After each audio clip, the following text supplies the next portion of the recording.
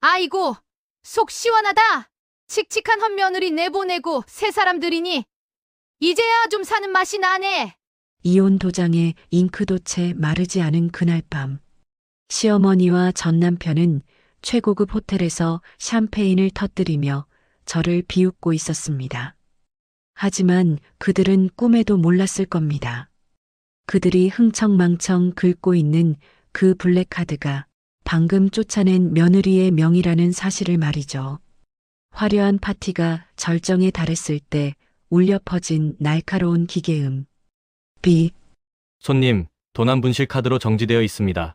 얼굴이 하얗게 질린 전 남편을 내려다보며 저는 비로소 차가운 미소를 지었습니다. 놀라긴 일러. 이제 진짜 지옥이 시작될 테니까. 거짓된 부귀영화를 누리던 시댁의 처절한 몰락, 그 통쾌한 참교육 현장. 시작하기 전에 무료로 눌러주시는 구독과 좋아요, 알림 설정은 똑순이 사랑방에 큰 힘이 됩니다. 지금 어디서 듣고 계신지 댓글 달아주세요. 그럼 지금부터 이야기를 시작하겠습니다. 쾅! 무거운 정막을 깨고 이혼 신고서에 도장이 찍히는 소리가 법원 복도에 유난히 크게 울려 퍼졌습니다.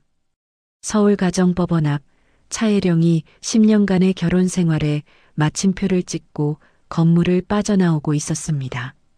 그녀의 표정은 마치 오랫동안 앓던 이를 뺀 사람처럼 시원해 보였지만 눈빛만은 서늘하게 가라앉아 있었죠. 그 뒤를 따라 나온 오태성이 혜령이 사준 이탈리아 명품 수트깃을 거만하게 세우며 비아냥거렸습니다. 야, 차혜령. 너 표정이 왜 그러냐?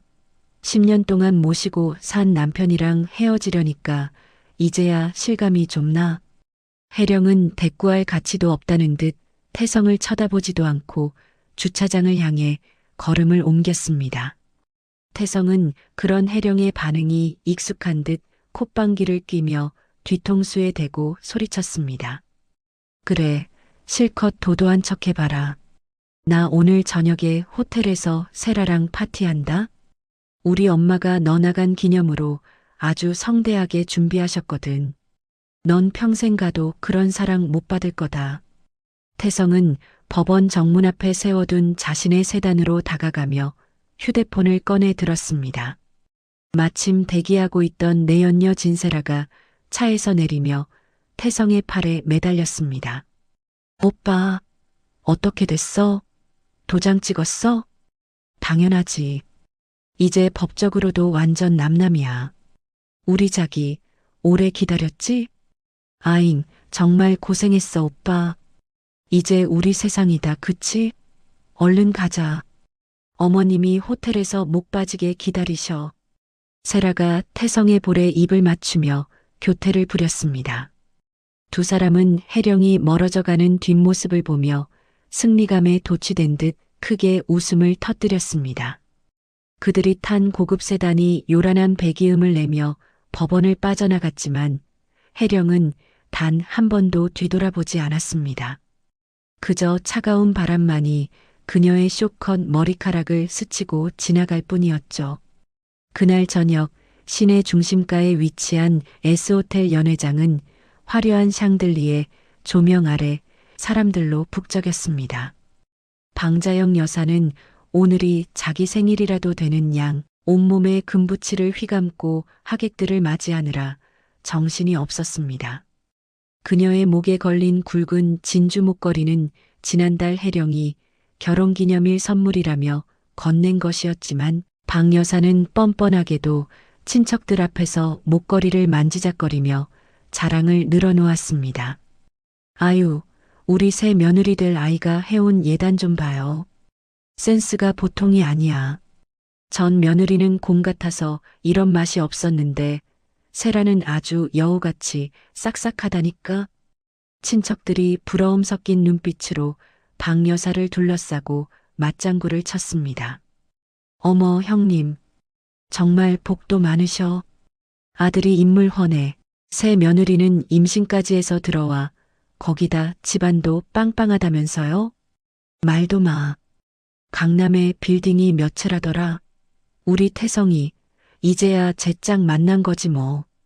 박 여사는 입이 귀에 걸릴 듯 웃으며 샴페인 잔을 들어 올렸습니다. 그때 화려한 스팽글 드레스를 입은 세라가 태성의 팔짱을 끼고 연회장으로 들어섰습니다. 그녀의 손가락에는 큼지막한 다이아몬드 반지가 번쩍이고 있었습니다. 세라는 연회장을 가득 메운 하객들과 화려한 꽃장식을 보며 속으로 쾌재를 불렀습니다. 이게 다 태성 오빠네 재력이라는 거지. 늙은 전처가 쥐고 있던 거, 이제 다 내 거야. 세라는 자신의 불룩한 배를 과시하듯 쓰다듬으며 박 여사에게 다가갔습니다. 어머님, 너무 무리하시는 거 아니에요? 하객들이 이렇게나 많이 오실 줄은 몰랐어요. 아이고, 우리 며느리 왔니? 내 새끼 고생시킨 거 생각하면 이 정도는 약과지. 오늘은 마음껏 즐겨라. 다 너랑 우리 손주를 위한 거니까. 박 여사가 세라의 손을 덥석 잡으며 호들갑을 떨었습니다. 태성 역시 어깨를 으쓱하며 거들었죠. 자기야, 우리 엄마 스케일 알잖아. 앞으로는 이것보다 더 좋은 것만 누리게 해줄게. 오빠만 믿어. 오빠 정말 든든하다. 나 너무 행복해. 세라가 감격에 겨운 척 눈물을 글썽이자 태성은 으스대며 웨이터를 불러 제일 비싼 와인을 주문했습니다. 연회장 안은 그들의 웃음소리와 샴페인 터지는 소리로 가득 찼습니다. 아무도 이 화려한 파티의 비용이 누구의 주머니에서 나가는지 의심하지 않았습니다. 마치 이 순간이 영원할 것 같은 착각 속에 그들은 혜령의 존재를 까맣게 잊고 있었죠. 같은 시각 도심의 야경이 한눈에 내려다 보이는 펜트하우스 거실. 어둠이 내려앉은 거실에는 스탠드 조명 하나만이 은은하게 켜져 있었습니다. 혜령은 소파에 깊숙이 몸을 파묻은 채 창밖의 불빛들을 내려다보며 와인 잔을 흔들고 있었습니다. 호텔 연회장의 시끌벅적함과는 대조적으로 펜트하우스 안은 숨소리조차 들리지 않을 만큼 고요했습니다. 탁자 위에는 파쇄기에 갈리기 직전의 서류 뭉치들이 어지럽게 널려 있었습니다.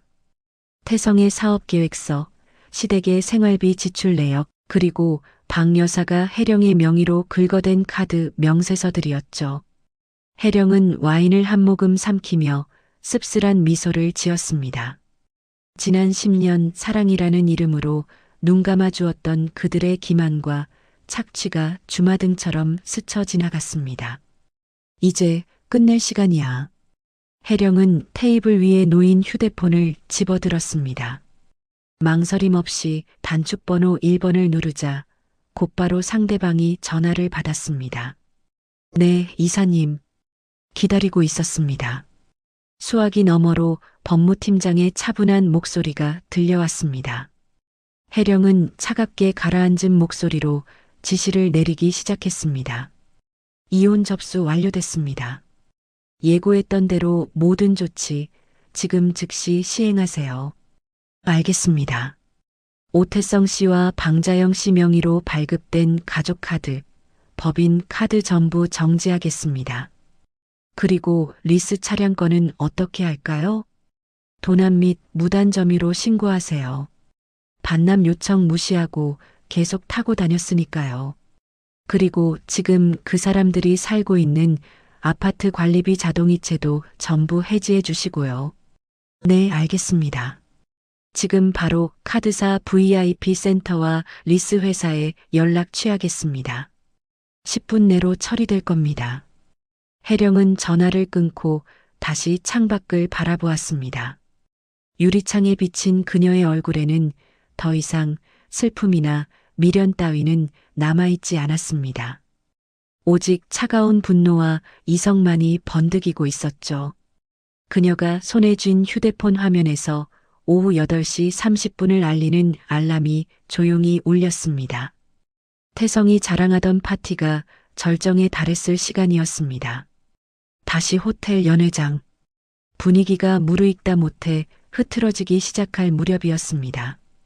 박 여사는 이미 술이 거나하게 취해 친척들과 덩실덩실 춤을 추고 있었고 태성은 친구들에게 둘러싸여 허세를 부리고 있었죠. 그때 연회장 지배인이 계산서를 들고 정중하게 태성에게 다가왔습니다. 실례합니다. 오태성 고객님. 연회 시간이 거의 끝나가서요. 결제 먼저 도와드려도 되겠습니까? 태성은 친구들에게 보란 듯이 지갑을 꺼내며 큰 소리를 쳤습니다. 아, 벌써 시간이 그렇게 됐나? 그래요, 계산합시다. 여기, 이걸로 긁어요. 태성이 지갑에서 꺼낸 것은 혜령의 명의로 된 블랙카드였습니다. 한도 없는 그 카드는 태성이 친구들 사이에서 길을 펴게 해주는 일종의 권력이나 다름없었습니다. 지배인이 두 손으로 공손히 카드를 받아 단말기에 꽂았습니다. 태성은 여유롭게 와인을 마시며 세라에게 윙크를 보냈습니다. 그 순간 날카로운 기계음이 연회장의 음악 소리를 뚫고 들려왔습니다. 지배인의 표정이 순식간에 난처하게 변했습니다. 고객님, 죄송하지만 거래 정지된 카드라고 나옵니다. 태성은 와인 잔을 내려놓으며 인상을 찌푸렸습니다. 뭐라고요? 그럴 리가 없는데. 다시 긁어봐요. 기계가 고장 난 거 아니야? 지배인은 다시 한번 카드를 긁었지만 결과는 마찬가지였습니다. 죄송합니다. 분실 및 도난 코드로 정지되어 있습니다. 다른 카드는 없으신지요? 태성의 얼굴이 불그락푸르락해졌습니다. 주변에 있던 친구들이 웅성거리기 시작하자 태성은 황급히 지갑에서 다른 카드를 꺼냈습니다. 박 여사가 쓰는 법인 카드였습니다. 아이씨, 혜령이 이 여자가. 그럼 이걸로 해요. 이건 될 겁니다. 하지만 이번에도 단말기는 야속한 경고음만 토해냈습니다. 이 카드도 정지되어 있습니다, 고객님. 그제야 사태의 심각성을 감지한 태성의 등줄기에 식은땀이 흐르기 시작했습니다. 연회장의 음악 소리가 뚝 끊기고 춤을 추던 박 여사도 멈칫하며 다가왔습니다. 태성아, 왜 그러니? 무슨 문제 있어? 아니, 엄마. 카드가 자꾸 안 긁힌다잖아. 엄마 카드 좀 줘봐요. 박 여사가 떨리는 손으로 핸드백에서 자신의 카드를 꺼내 건넸지만 결과는 똑같았습니다. 지배인의 눈빛이 의심으로 차갑게 변하는 것이 느껴졌습니다. 저기, 세라야, 너 혹시 카드 있니? 일단 내 걸로 맞고 나중에 오빠가 줄게. 태성이 다급하게 세라를 쳐다보았습니다. 하지만 세라는 당황하며 뒷걸음질 쳤습니다. 오빠, 나 지금 지갑차에 두고 왔는데. 어떻게 이럴 수가 있어? 오빠 부자라며. 하객들의 수군거림이 점점 커졌습니다. 뭐야? 돈도 없으면서 호텔 빌린 거야? 카드가 다 정지됐다는데? 부도난 거 아니야? 망신살이 뻗친 태성은 덜덜 떨리는 손으로 휴대폰을 꺼내 혜령에게 전화를 걸었습니다. 분명 혜령이 앙심을 품고 장난을 친 게 분명했습니다.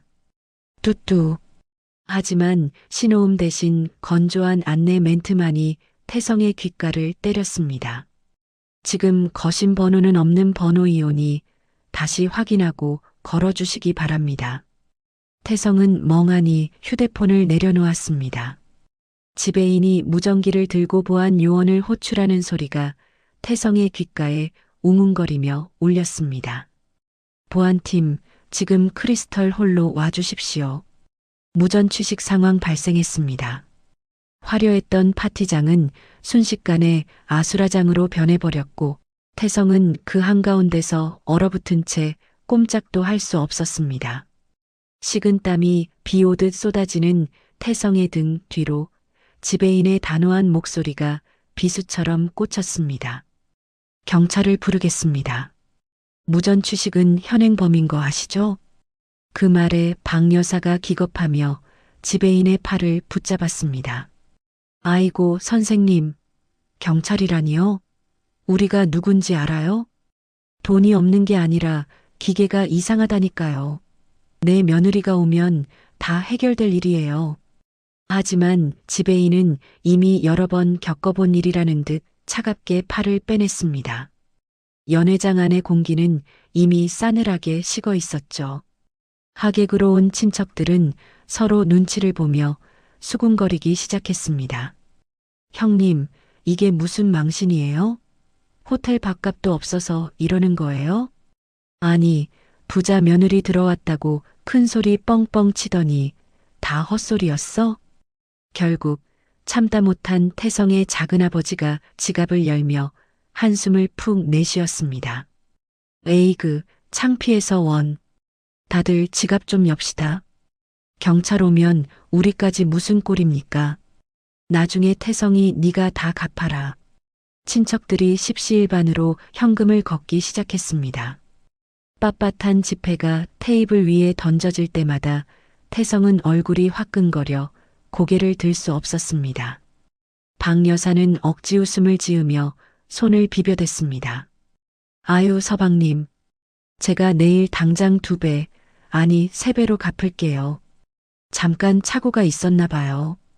작은아버지는 대꾸도 하지 않고 혀를 찼습니다. 계산이 끝나자마자 친척들은 인사는커녕 경멸 어린 시선을 보내며 썰물처럼 빠져나갔습니다. 텅 빈 연회장에 남겨진 것은 먹다 남은 음식들과 처량한 신세가 된 3사람뿐이었죠. 세라는 입술을 잘근잘근 씹으며 태성을 쏘아보았습니다. 오빠, 이게 뭐야? 내 친구들도 다 봤잖아. 쪽팔려서 어떻게 얼굴을 들고 다녀? 태성은 넥타이를 거칠게 풀어헤치며 신경질적으로 소리쳤습니다. 나도 미치겠으니까 조용히 좀 해. 혜령이 이 여자가 작정하고 엿먹인 거라고. 일단 집에 가서 따져야겠어. 3사람은 도망치듯 호텔 로비로 내려왔습니다. 태성은 발레 파킹 데스크에 차키를 내밀며 애써 폼을 잡으려 했지만 손은 덜덜 떨리고 있었죠. 잠시 후 주차 요원이 태성의 고급 세단을 로비 앞으로 끌고 왔습니다. 태성은 서둘러 차에 타려고 리모컨 키를 눌렀습니다. 하지만 차는 묵묵부답이었습니다. 딸깍딸깍. 아무리 버튼을 눌러도 문은 열리지 않았고 사이드 미러조차 펴지지 않았습니다. 뭐야, 왜 이래? 배터리가 나갔나? 태성이 차 문 손잡이를 잡고 흔들며 당황해할 때였습니다. 요란한 사이렌 소리와 함께 경찰차 한 대가 로비 앞에 급정거했습니다. 경찰 2명이 차에서 내려 태성에게 다가왔습니다. 오태성 씨 되십니까? 태성은 경찰을 보자마자 반색하며 소리쳤습니다. 아, 경찰관님. 마침 잘 오셨습니다. 이 차가 고장이 났는지 문이 안 열리네요. 보험사 좀 불러주세요. 하지만 경찰관의 표정은 딱딱하게 굳어 있었습니다. 보험사가 아니라 경찰서로 가셔야겠습니다. 해당 차량에 대해 도난 및 횡령 신고가 접수되었습니다. 네, 도난이라뇨? 이거 제 차예요. 제가 리스에서 타고 다니는. 경찰관이 태성의 말을 자르며 단호하게 말했습니다. 리스 명의자가 차혜령 씨로 되어 있네요. 명의자 동의 없이 무단으로 점유하고 반납 요구에 응하지 않으셨죠? 지금 즉시 차량 압류하겠습니다. 태성이 펄쩍 뛰며 항변했지만 경찰관은 들은 척도 하지 않고 견인차를 불렀습니다. 아니, 부부 사이에 무슨 도난이야. 여보세요. 이거 나. 박 여사가 경찰관의 바짓가랑이를 잡고 늘어졌지만 결국 태성의 차는 견인차에 매달려 질질 끌려갔습니다. 로비에 있던 사람들은 그 광경을 구경하며 휴대폰으로 사진을 찍어댔습니다. 세라는 핸드백으로 얼굴을 가리며 비명을 질렀습니다. 아, 찍지 마요. 찍지 말라고요. 차도 잃고 자존심도 잃은 3사람은 결국 냄새나는 택시를 잡아타고 집으로 향할 수밖에 없었습니다. 택시 안에서 박 여사는 해령을 씹어대느라 거품을 물었습니다. 독한 년, 아주 독한 년이야.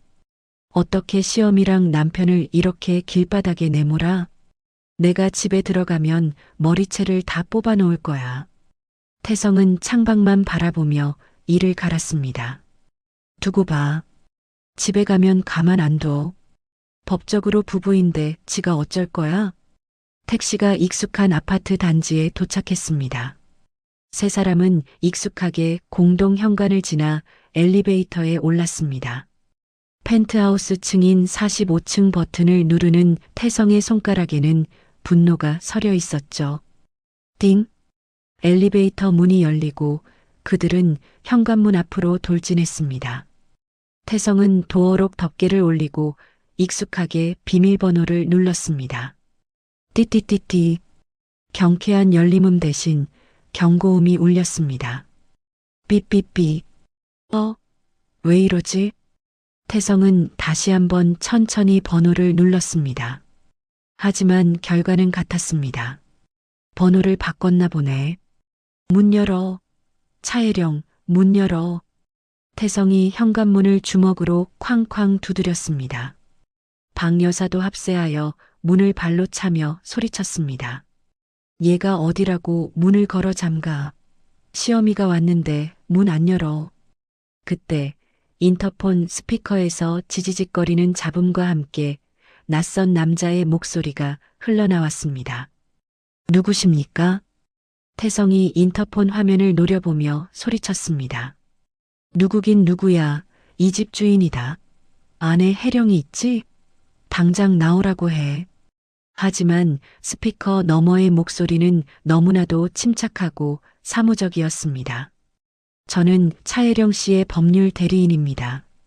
현재 이 집은 차혜령 씨의 단독 명의 자산이며 오태성 씨와 방자영 씨의 거주 권한은 이혼 접수와 동시에 소멸했습니다. 지금 즉시 퇴거하지 않으시면 주거침입 및 업무방해로 경찰을 부르겠습니다. 태성은 기가 막혀 헛웃음을 터뜨렸습니다. 뭐? 주거침입? 웃기고 있네.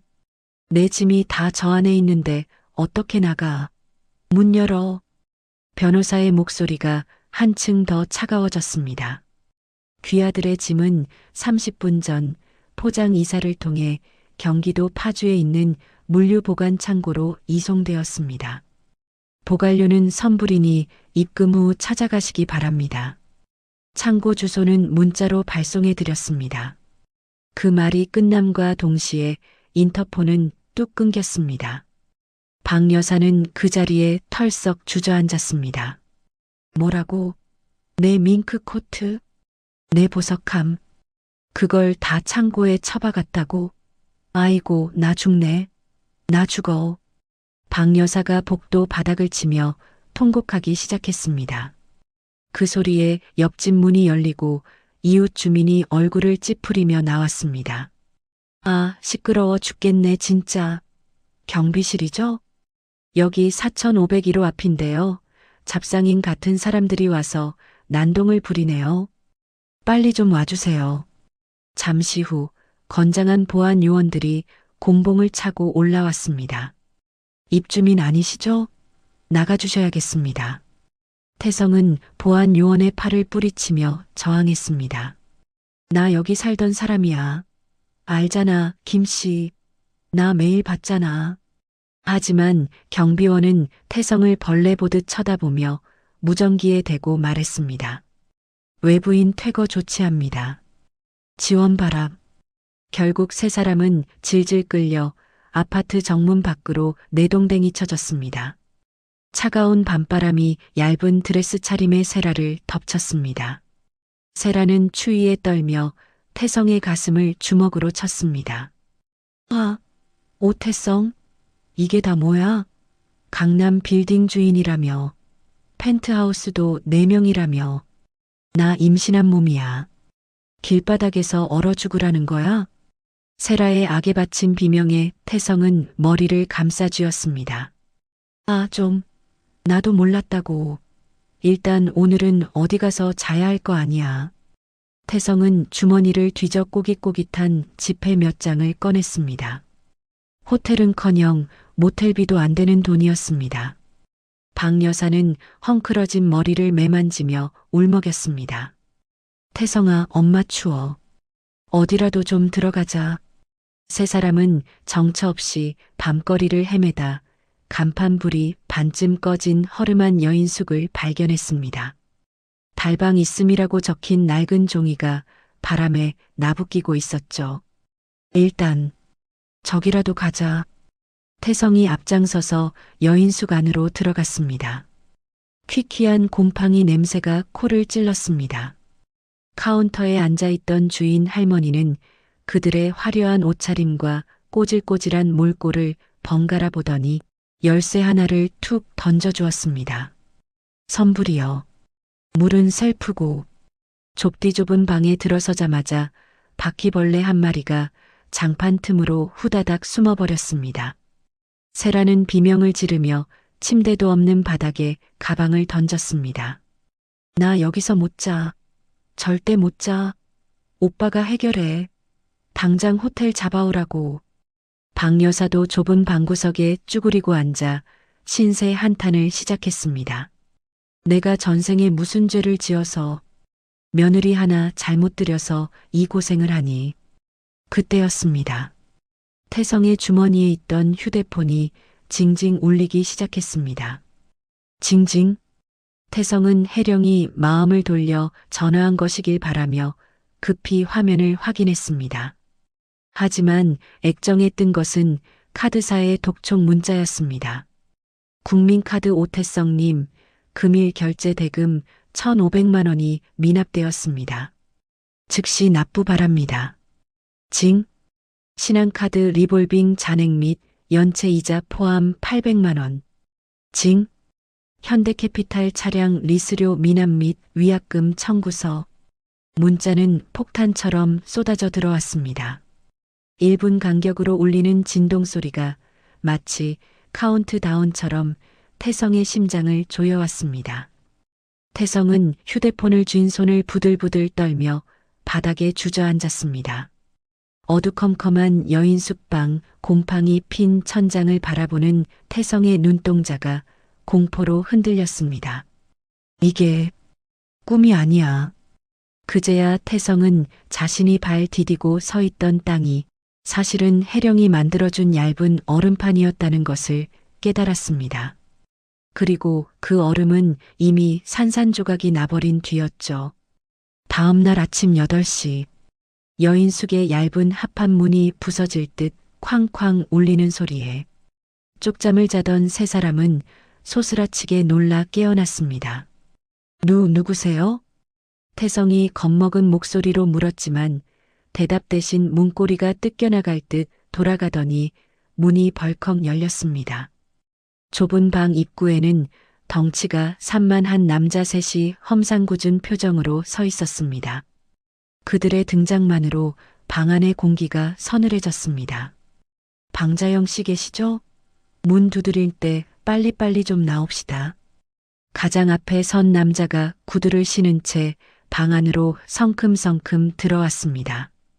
박 여사는 사색이 되어 이불을 끌어올리며 뒤로 물러났습니다.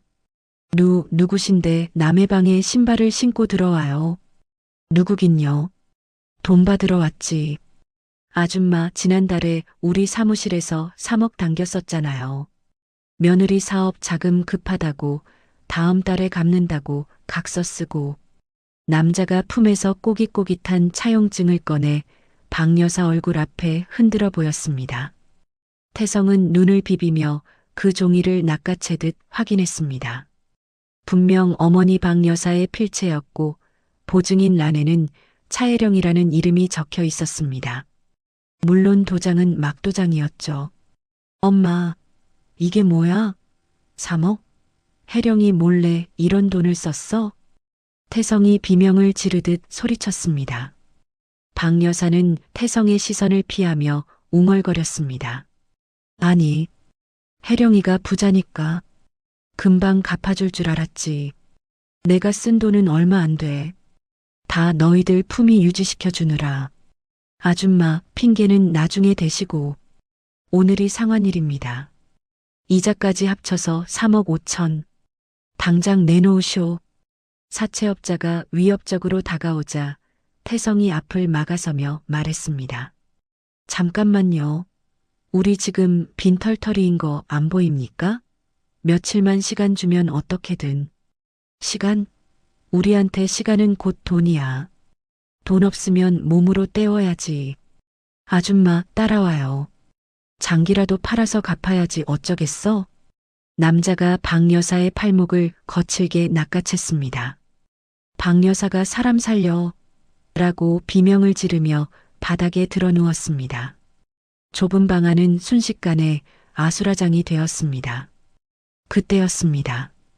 구석에 웅크리고 있던 세라의 핸드백 안에서 진동 소리가 요란하게 울렸습니다. 세라는 험악한 분위기에 눌려 전화를 받을 생각도 못하고 가방을 움켜쥐고만 있었죠. 사채업자 중 뒤편에 서 있던 눈매가 날카로운 남자가 세라를 유심히 쳐다보았습니다. 그의 눈이 가늘어지더니 입꼬리가 비릿하게 올라갔습니다. 형님, 잠깐만요. 저 여자 어디서 많이 봤는데. 남자가 세라 앞으로 다가가 턱을 치켜들었습니다. 세라는 황급히 고개를 돌렸지만 남자는 확신에 찬 목소리로 소리쳤습니다.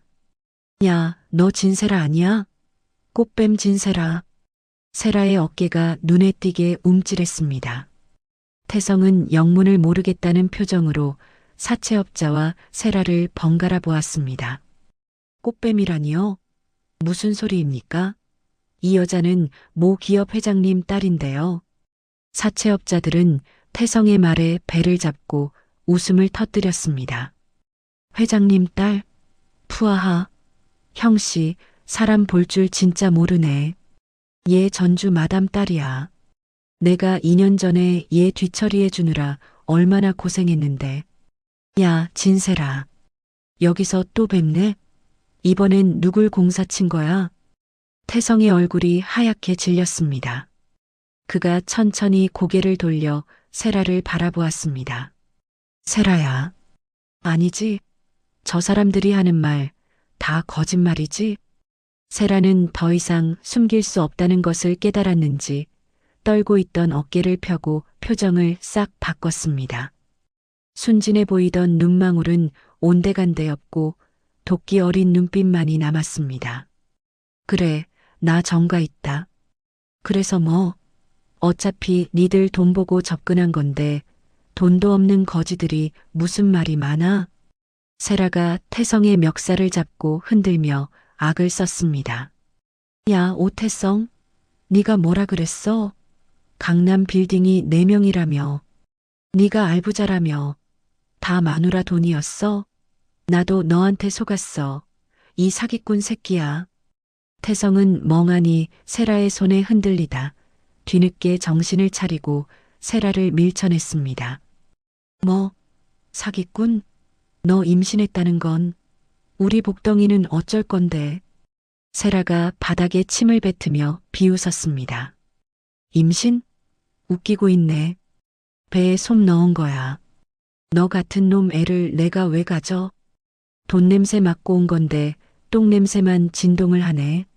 세라가 윗옷을 걷어 올리자 불룩했던 배가 쑥 들어가고 뱃속에서 두툼한 손뭉치가 떨어져 나왔습니다. 태성은 충격에 입을 다물지 못했습니다. 어머니 박 여사는 그 자리에 실신하듯 쓰러졌습니다. 아이고, 우리 집안 다 망했네. 며느리 쫓아내고 들인 게 꽃뱀이라니.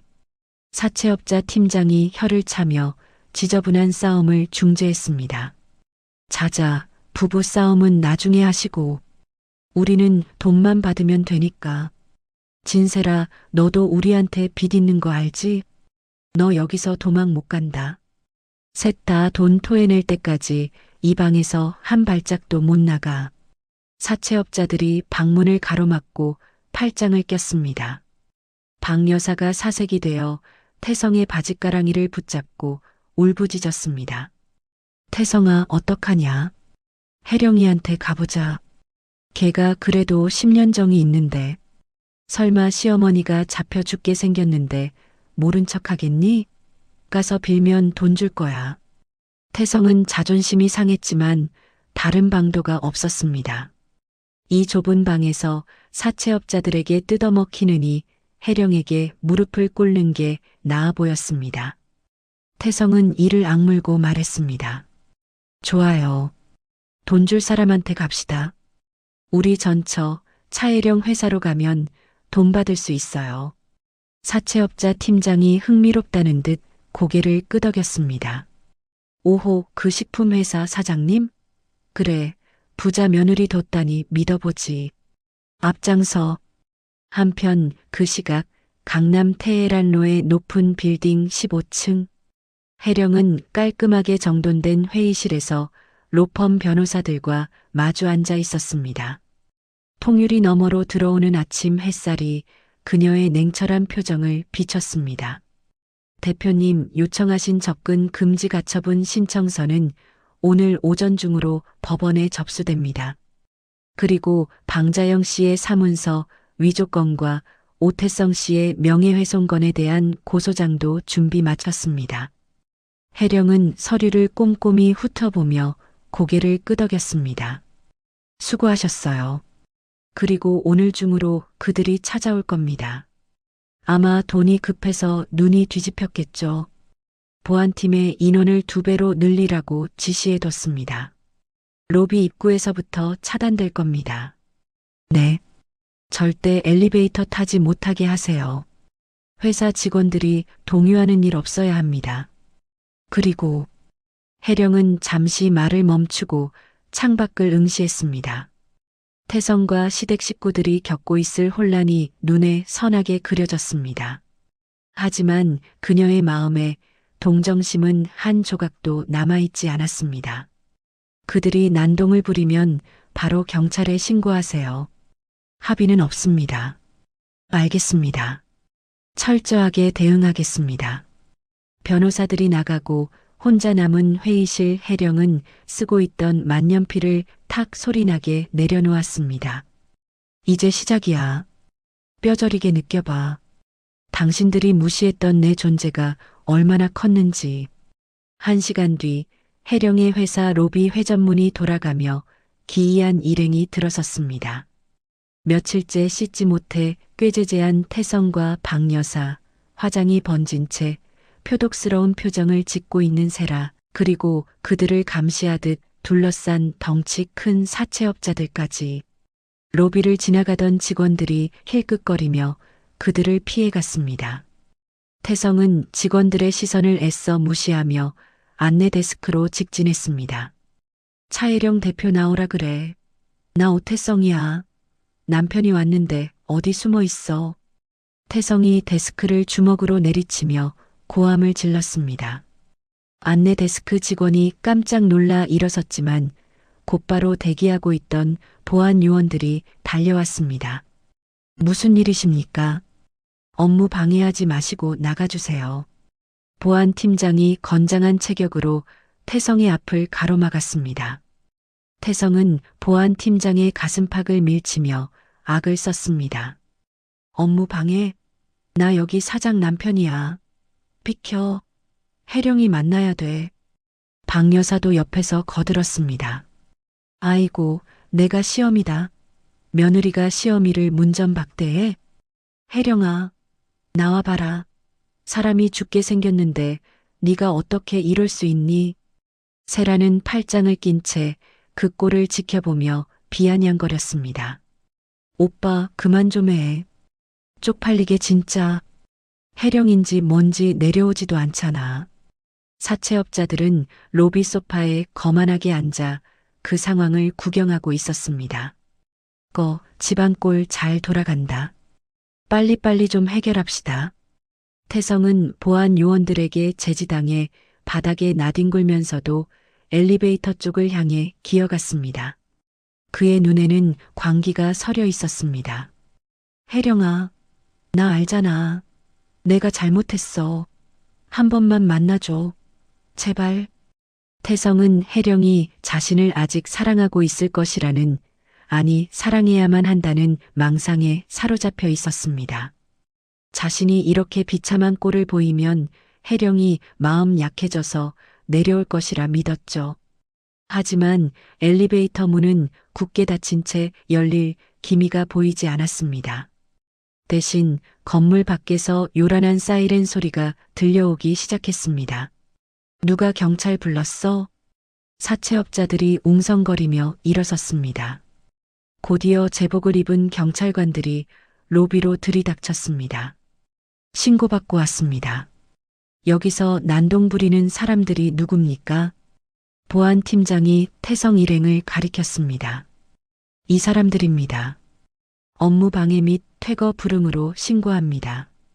경찰관들이 태성과 박 여사에게 다가갔습니다. 태성은 경찰관의 팔을 뿌리치며 발악했습니다. 나 이거 안 나? 나 내 마누라 만나러 온 거야. 부부 싸움 좀 한 건데 왜 경찰이 끼어들어? 선생님, 이미 이혼 접수된 상태라고 들었습니다. 법적으로 남남이시고 지금은 명백한 업무 방해입니다. 계속 이러시면 현행범으로 체포합니다. 경찰관의 단호한 경고에 태성은 억울함에 눈물을 터뜨렸습니다. 아니야. 우린 아직 안 끝났어. 혜령이가 나를 얼마나 사랑하는데. 이게 다 오해라고. 태성은 경찰들에게 양팔이 붙들려 질질 끌려나가면서도 혜령의 사무실이 있는 위층을 향해 목을 놓아 울었습니다. 박 여사는 바닥에 대자로 뻗어 통곡했고 세라는 경찰이 다가오자 전 그냥 따라온 거예요. 라며 꼬리를 내렸습니다. 로비의 대형 유리창 너머로 15층 펜트하우스에서 이 모든 광경을 무표정하게 내려다보는 혜령의 실루엣이 희미하게 비쳤습니다. 마치 개미떼의 발악을 지켜보는 거인처럼 혜령은 미동도 하지 않았습니다. 태성의 처절한 외침은 두꺼운 유리벽에 막혀 그녀에게 닿지 못했습니다. 그렇게 시댁 식구들은 철저하게 짓밟힌 채 회사 밖으로 내동댕이 쳐졌습니다. 로비에서의 한바탕 소동이 지나간 뒤 혜령은 흐트러진 마음을 다잡고 곧장 투자 설명회장으로 향했습니다. 그녀가 준비한 아이템은 프리미엄 밀키트 사업이었습니다. 혜령이 시댁 식구들 뒷바라지를 하며 틈틈이 연구하고 개발해온 레시피들이 고스란히 담겨 있었죠. 하지만 분위기는 냉랭하기 그지없었습니다. 심사위원들은 혜령의 사업 계획서보다 그녀의 최근 이혼 뉴스에 더 관심을 보였습니다. 가운데 앉은 중년의 남성 심사위원이 안경을 고쳤으며 날카롭게 지적했습니다. 차혜령 대표님, 아이템은 좋은데 말입니다. 지금 이혼 소송 중이시죠? 경영권 리스크가 꽤 커 보이는데 투자했다가 남편분이 재산 분할이다 뭐다 해서 회사 자금 건드리면 우리만 손해 아닙니까? 혜령은 마이크를 쥔 손에 힘을 주며 침착하게 대답했습니다. 그 부분은 걱정하지 않으셔도 됩니다. 회사는 제 개인 자산이 아닌 법인으로 분리되어 있고 전 남편과는 재산 형성 과정에서 섞인 부분이 전혀 없습니다. 법적으로도 완벽하게 방어 준비가 되어 있습니다. 글쎄요. 말은 그렇게 하지만 오너의 사생활 문제는 기업 이미지에 치명적이거든요. 이혼녀 CEO라. 마케팅 측면에서도 좀 그렇지 않나? 심사위원들의 노골적인 비아냥에 혜령의 입술이 바싹 말랐습니다. 10년의 경력 단절, 그리고 이혼녀라는 꼬리표가 이렇게 무거운 족쇄가 될 줄은 몰랐습니다. 혜령은 준비한 발표를 마쳤지만 박수 소리는 듬성듬성했고 심사위원들의 표정은 시큰둥했습니다. 무대를 내려오는 혜령의 어깨가 축 처졌습니다. 결국 내 능력만으로는 안 되는 건가? 혜령이 씁쓸한 표정으로 행사장 출구를 나서려던 그때였습니다. 잠시만요, 차혜령 대표님. 뒤에서 낮고 묵직한 목소리가 들려왔습니다. 혜령이 고개를 돌리자 훤칠한 키에 딱 떨어지는 네이비색 수트를 입은 남자가 서 있었습니다. 국내 최대 투자사 KW 인베스트먼트의 대표 강우진이었습니다. 우진은 정중하게 명함을 건네며 혜령의 눈을 똑바로 응시했습니다. 발표 잘 들었습니다. 저는 KW 인베스트먼트의 강우진입니다. 시간 괜찮으시면 잠시 이야기 좀 나눌 수 있을까요? 혜령은 얼떨떨한 표정으로 명함을 받아들었습니다. 아, 네. 안녕하세요. 근데 제 발표? 반응이 별로 안 좋았던 것 같은데요. 우진이 희미하게 미소를 지으며 고개를 저었습니다. 심사위원들은 리스크만 보느라 진짜를 놓쳤더군요. 저는 대표님이 제시한 시장 분석 데이터와 수익 모델 구조를 봤습니다. 특히 1인 가구 타겟팅 전략은 소름 돋을 정도로 정교하더군요. 그건 책상 물림들이 흉내낼 수 있는 게 아닙니다. 혜령의 눈이 커졌습니다. 누구도 알아봐주지 않았던 그녀의 노력을 이 낯선 남자는 꿰뚫어 보고 있었습니다. 단순히 자금만 지원하는 게 아닙니다. 제 네트워크와 마케팅 노하우를 태워드리고 싶습니다. 대표님의 레시피라면 충분히 승산 있습니다. 우진의 확신에 찬 눈빛에서 혜령은 잊고 있었던 뜨거운 무언가가 가슴속에서 꿈틀거리는 것을 느꼈습니다. 감사합니다. 제 가치를 알아봐 주셔서요. 감사는 계약서 쓰고 하시죠. 다음 주에 사무실로 오십시오.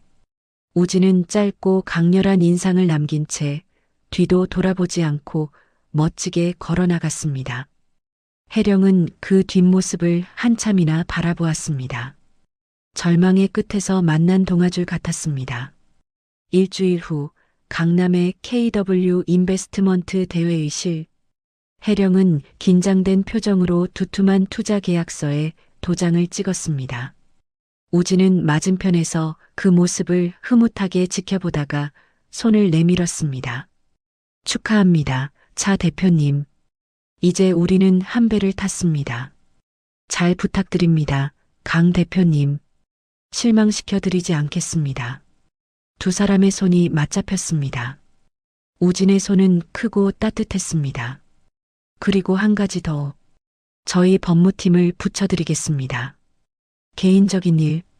전 남편분 문제로 시끄러우신 것 같던데 사업에 집중하시려면 주변 정리부터 확실히 하는 게 좋으니까요. 혜령은 깜짝 놀라 우진을 쳐다보았습니다. 제 개인사까지 신경 써주시는 건가요? 투자자로서 리스크 관리 차원입니다. 그리고 제 파트너가 억울한 일 당하는 꼴은 못 보는 성격이라서요. 우진의 담백하면서도 배려 섞인 말에 혜령의 얼굴이 살짝 붉어졌습니다. 태성에게서는 한 번도 느껴보지 못한 든든함이었습니다. 그날부터 혜령과 우진은 밤낮 없이 붙어 다녔습니다. 신제품 개발을 위해 공장을 답사하고 마케팅 회의를 하며 도시락으로 끼니를 때우는 날들이 이어졌습니다. 일은 고되었지만 혜령은 살아있음을 느꼈습니다. 우진은 혜령의 의견을 존중해 주었고 혜령이 놓치는 부분을 세심하게 챙겨주었습니다. 어느 날 늦은 밤 사무실에 단둘이 남아 야근을 하던 중이었습니다. 우진이 따뜻한 커피와 샌드위치를 혜령의 책상 위에 올려놓았습니다. 좀 쉬어가면서 하시죠. 눈밑이 퀭합니다. 아, 감사합니다. 이번 시즌 메뉴가 너무 중요해서요. 신경 쓸 게 많네요. 혜령이 기지개를 켜며 웃자 우진이 책상 한쪽에 놓인 혜령의 낡은 노트를 가리키며 말했습니다. 사실 저 대표님 팬이었습니다. 네, 팬이라니요? 10년 전 대학원생 시절에 쓰신 논문 현대인 식생활 변화와 HMR 시장의 미래. 그거 읽고 충격받았었거든요. 그때부터 이분은 꼭 만나보고 싶다 생각했었는데 이렇게 비즈니스 파트너로 만나게 될 줄은 몰랐습니다. 혜령은 멍하니 우진을 바라보았습니다. 그 논문은 결혼과 동시에 시댁 뒷바라지에 치여 있고 살았던 그녀의 꿈이자 자존심이었습니다. 그걸 기억하세요? 아무도 안 읽는 논문이었는데 저한테는 바이블이었습니다. 그러니까 자신감을 가지세요. 차혜령 씨는 누구보다 빛나는 사람입니다. 누군가의 아내나 며느리가 아니라 그냥 차혜령 자체로요. 우진의 진심 어린 고백에 혜령의 눈시울이 붉어졌습니다. 10년간 시댁에서 너 같은 게 뭘 아냐며 무시당했던 상처가 우진의 말 한마디에 눈 녹듯 씻겨 내려가는 것 같았습니다. 혜령은 고개를 숙여 눈물을 감추며 작게 속삭였습니다. 고마워요. 정말로. 우진은 대답 대신 혜령의 어깨를 조심스럽게 토닥여 주었습니다.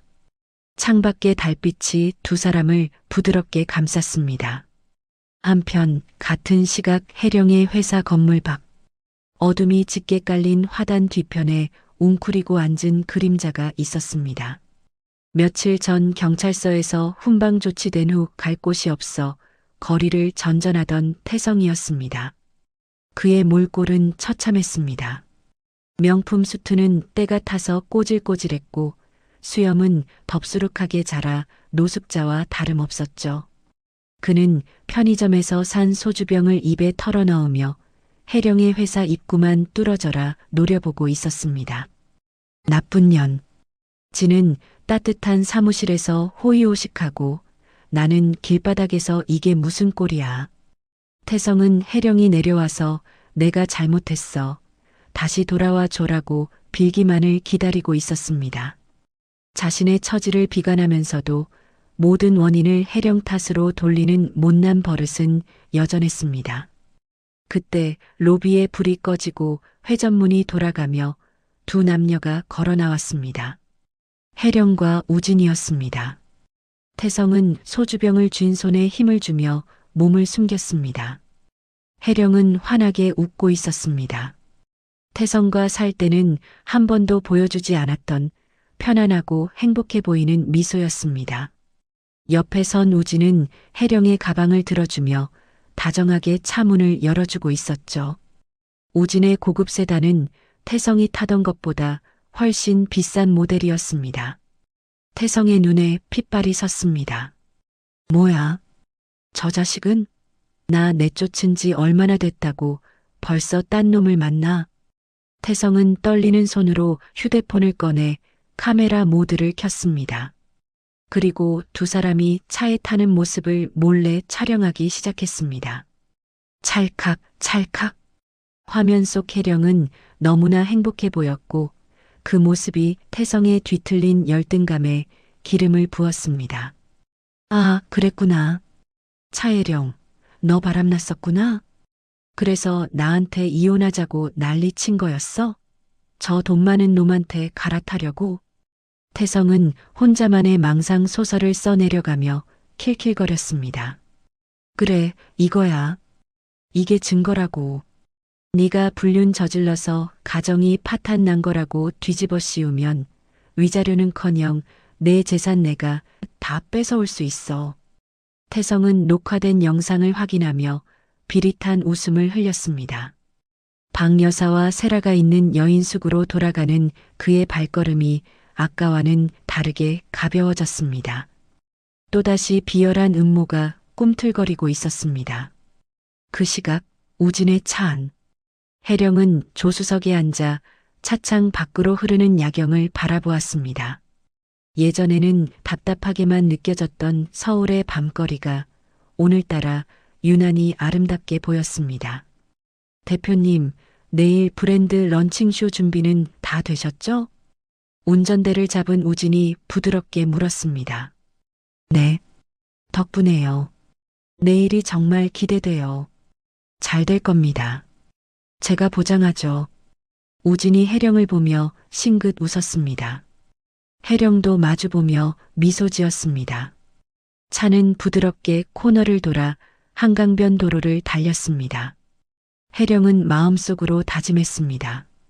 다시는 과거로 돌아가지 않겠다고. 이 남자와 함께라면, 그리고 내일을 다시 시작할 수 있다면 어떤 시련이 와도 이겨낼 수 있을 것 같았습니다. 하지만 그녀는 아직 모르고 있었습니다. 어둠 속에서 그녀를 노리는 태성의 비열한 카메라 렌즈가 곧 그녀의 가장 빛나는 순간을 겨누게 될 것이라는 사실을요. 폭풍전야의 밤은 그렇게 깊어가고 있었습니다. 챕터 5 찬란한 비상과 어둠 속의 시선. 드디어 해령의 프리미엄 밀키트 브랜드 더 테이블의 런칭 쇼케이스 날이 밝았습니다. 행사가 열리는 호텔 그랜드 볼룸은 시작 전부터 인산인해를 이루었습니다. 유명 인플루언서들과 방송사 카메라들이 좋은 자리를 차지하기 위해 경쟁을 벌였고 입구에는 각계각층에서 보낸 축하 화환이 줄을 지어 서 있었죠. 무대 뒤 대기실 해령은 떨리는 손으로 마이크를 꽉 쥐고 있었습니다. 10년 만에 다시 서는 세상 앞이었습니다. 거울 속에 비친 그녀는 더 이상 시댁의 눈치만 보며 낡은 티셔츠를 입던 며느리가 아니었습니다. 몸에 딱 떨어지는 세련된 화이트 수트를 입고 당당한 눈빛을 한 CEO 차혜령이 서 있었습니다. 똑똑. 노크 소리와 함께 우진이 대기실 문을 열고 들어왔습니다. 대표님, 준비되셨습니까? 밖에 열기가 대단합니다. 다들 차혜령 대표님을 기다리고 있어요. 강 대표님, 저 잘할 수 있겠죠? 갑자기 다리가 떨리네요. 혜령이 긴장된 표정으로 가슴에 손을 얹자 우진이 다가와 따뜻한 눈빛으로 그녀를 바라보았습니다. 그럼요. 오늘의 주인공은 당신입니다. 당신이 지난 10년간 갈고 닦은 실력 그리고 우리가 함께 밤새워 준비한 열정을 믿으세요. 그냥 무대를 즐기시면 됩니다. 우진의 든든한 응원에 혜령은 깊게 심호흡을 했습니다. 꽉 막혀있던 숨통이 트이는 기분이었습니다. 네, 다녀올게요. 혜령은 우진을 향해 환하게 미소 짓고는 씩씩한 발걸음으로 무대를 향해 걸어 나갔습니다. 화려한 조명이 켜지고 혜령이 무대 중앙에 등장하자 장내가 떠나갈 듯한 박수와 함성으로 가득 찼습니다. 반갑습니다. 더 테이블의 대표 차혜령입니다. 혜령의 목소리는 떨림 없이 차분하고 힘이 있었습니다. 그녀는 자신이 개발한 메뉴에 담긴 철학과 건강하고 맛있는 한 끼가 주는 행복에 대해 진정성 있게 이야기했습니다. 저에게 요리는 위로였습니다. 힘들었던 시절 정성껏 만든 음식으로 누군가가 행복해하는 모습을 볼 때 저 역시 살아갈 힘을 얻었습니다. 이제 그 위로를 여러분의 식탁에 전해드리고 싶습니다. 혜령의 진심 어린 스피치에 객석 곳곳에서 감동의 눈물을 훔치는 사람들이 보였습니다. 플래시 세례가 쏟아졌고 혜령은 그 빛 속에서 누구보다 빛나고 있었습니다. 쇼케이스는 대성공이었습니다. 준비된 시식 코너의 음식은 순식간에 동이 났고 현장에서 체결된 선주문 계약만 해도 목표치를 훌쩍 넘겼습니다. 행사가 끝나고 이어진 기자 회견장. 기자들의 질문이 쏟아졌습니다. 대표님, 이혼의 아픔을 딛고 성공하셨는데 지금 가장 생각나는 사람이 있나요? 혜령은 잠시 생각에 잠겼다가 마이크를 잡았습니다. 과거의 저 자신에게 말해주고 싶네요. 포기하지 않고 견뎌줘서 고맙다고. 그리고 제 가능성을 믿고 손잡아준 파트너에게 감사합니다. 혜령의 시선이 회견장 뒤편에 서 있는 우진에게 머물렀습니다. 우진도 혜령을 바라보며 조용히 고개를 끄덕였습니다. 두 사람 사이에 무언의 신뢰와 애정이 오갔습니다. 그날 저녁 태성 일가가 묵고 있는 여인숙. 곰팡이가 핀 좁은 방 한 구석에 낡은 브라운관 TV가 윙윙거리는 소리를 내며 켜져 있었습니다. 박 여사는 편의점에서 사온 컵라면을 후루룩거리며 채널을 돌리고 있었죠. 아휴, 볼 것도 없네. 뉴스나 볼까? 화면이 바뀌고 연예 뉴스 프로그램이 나왔습니다. 오늘의 핫 이슈입니다.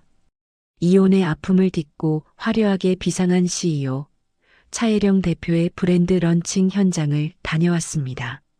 리포터의 들뜬 목소리와 함께 화면 가득 혜령의 환한 얼굴이 클로즈업 되었습니다. 젓가락으로 면발을 집어 올리던 박 여사의 손이 허공에서 멈췄습니다. 뭐야? 저거 혜령이 아니니? 방구석에 누워 휴대폰 게임을 하던 태성이 벌떡 일어났습니다. 혜령이가 왜 TV에 나와? 태성과 세라도 TV 앞으로 달려들었습니다. 화면 속 혜령은 다이아몬드 귀걸이를 하고 우아한 자태를 뽐내며 인터뷰를 하고 있었습니다. 그 뒤로는 전 제품 완판, 주가 상한가 기록이라는 자막이 화려하게 지나갔습니다. 아니, 저 옷, 저 귀걸이, 저거 다 내가 갖고 싶어 했던 건데, 전현이 이혼하더니 팔자를 고쳤나? 박 여사가 라면 그릇을 엎으며 바닥을 쳤습니다. 국물이 사방으로 튀었지만 신경 쓸 겨를도 없었습니다. 세라는 화면 속 혜령이 입은 옷 브랜드를 단번에 알아보았습니다. 저 수트, 시사 리미티드 에디션이야. 1,000만 원이 넘는다고. 와, 진짜 대박이다. 오빠, 쟤 원래 저렇게 능력 있었어? 태성은 넋을 잃고 화면을 바라보았습니다. 자신이 알던 혜령은 늘 부엌에서 앞치마를 두르고 밥상을 차리던 모습뿐이었습니다. 저렇게 화려하고 당당한 여자가 자신의 아내였다는 사실이 믿기지 않았습니다. 말도 안 돼. 내 내조 덕분에 성공한 거면서 지 혼자 다 해먹겠다고? 태성의 눈에 질투와 욕망이 이글거렸습니다. 화면 속에서 혜령이 우진과 악수를 하며 웃는 장면이 나오자 태성은 참지 못하고 리모컨을 TV에 던져버렸습니다. 팍! 브라운관 유리에 금이 가며 화면이 지직거렸습니다. 저거 다 내 거야. 내 돈으로 만든 회사라고. 저놈이랑 짝짝꿍해서 내 재산 빼돌린 거야. 태성은 씩씩거리며 방안을 서성거렸습니다. 배신감과 열등감이 그의 이성을 마비시켰습니다. 엄마, 세라야. 잘 봐. 내가 저거 다시 다 찾아올 거야.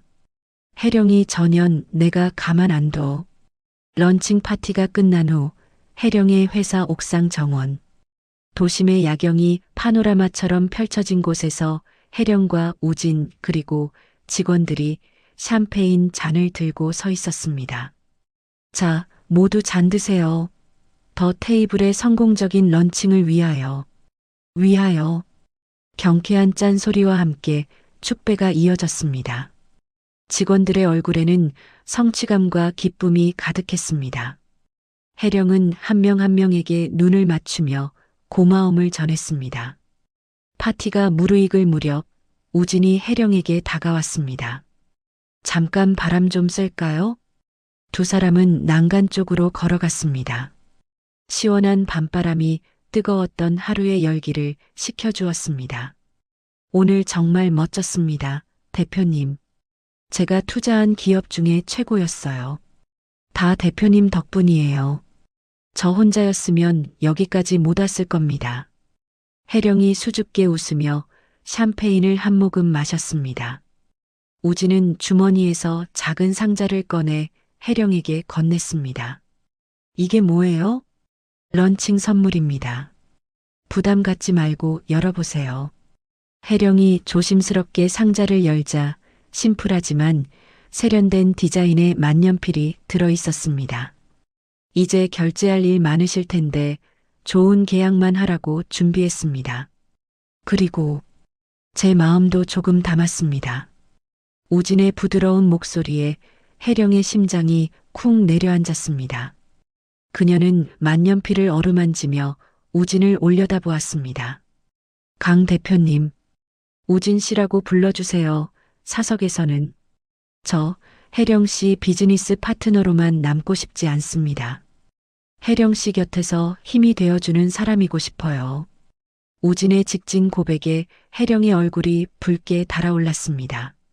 지난 10년 사랑이라는 이름에 속아 상처받았던 마음이 우진의 진심 앞에서 조금씩 열리고 있었습니다.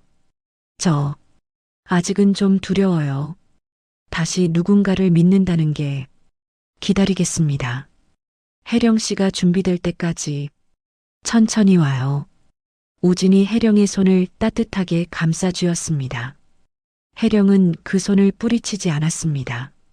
맞잡은 두 손의 온기가 차가운 밤 공기를 녹였습니다. 행복한 웃음소리가 옥상을 가득 채우고 혜령은 난간에 기대어 아래를 내려다보았습니다. 그래, 이제 진짜 내 인생이야. 아무도 방해할 수 없어. 하지만 그 평화는 폭풍 전야의 고요함이었습니다. 어둠이 짙게 깔린 건너편 건물 옥상. 망원 렌즈가 장착된 카메라를 든 누군가가 혜령과 우진을 집요하게 노리고 있었습니다. 찰칵, 찰칵, 찰칵. 셔터 소리가 끈질기게 이어졌습니다. 렌즈 너머로 보이는 태성의 눈은 붉게 충혈되어 있었습니다. 그는 악마처럼 입꼬리를 비틀어 올렸습니다. 웃어?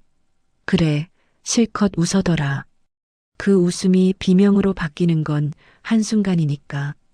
태성은 혜령과 우진이 손을 잡고 있는 장면을 정확하게 포착했습니다. 그리고 휴대폰을 꺼내 어딘가로 전화를 걸었습니다. 여보세요? 김 기자님? 네, 접니다. 아주 확실한 거 건졌습니다. 네, 불륜 증거요. 제목은 자극적으로 뽑아주십시오. 재벌가 며느리의 두 얼굴 어떻습니까? 태성의 비열한 웃음소리가 어둠 속으로 흩어졌습니다. 혜령의 가장 빛나는 순간 그녀의 등 뒤로 검은 그림자가 소리 없이 다가오고 있었습니다. 챕터 6늪에서 뻗어온 손. 폭풍은 가장 고요한 아침에 찾아왔습니다. 성공적인 런칭 파티를 마치고 기분 좋게 잠들었던 혜령은 창가로 쏟아지는 햇살에 눈을 떴습니다. 침대 옆 협탁에 놓인 휴대폰을 확인하려 손을 뻗었을 때 그녀는 무언가 잘못되었음을 직감했습니다. 평소라면 일정 알림이나 업무 메일이 와 있어야 할 시간이었지만 휴대폰은 쉴 새 없이 진동하며 화면이 꺼질 틈이 없었습니다. 부재중 전화 수백 통, 그리고 읽지 않은 메시지 수천 개. 혜령의 손끝이 미세하게 떨렸습니다. 그녀는 불안한 예감을 억누르며 가장 위에 떠 있는 링크를 눌렀습니다. 유명 사이버 레카 유튜버 저격왕의 채널이었습니다. 단독 입수, 성공한 여성 CEO 차혜령, 시댁 쫓아내고 불륜, 충격 실체. 자극적인 썸네일에는 혜령의 얼굴에 붉은색 X 표시가 그어져 있었고 옆에는 모자이크 처리된 태성과 혜령이 어젯밤 우진과 함께 있는 사진이 교묘하게 편집되어 있었습니다.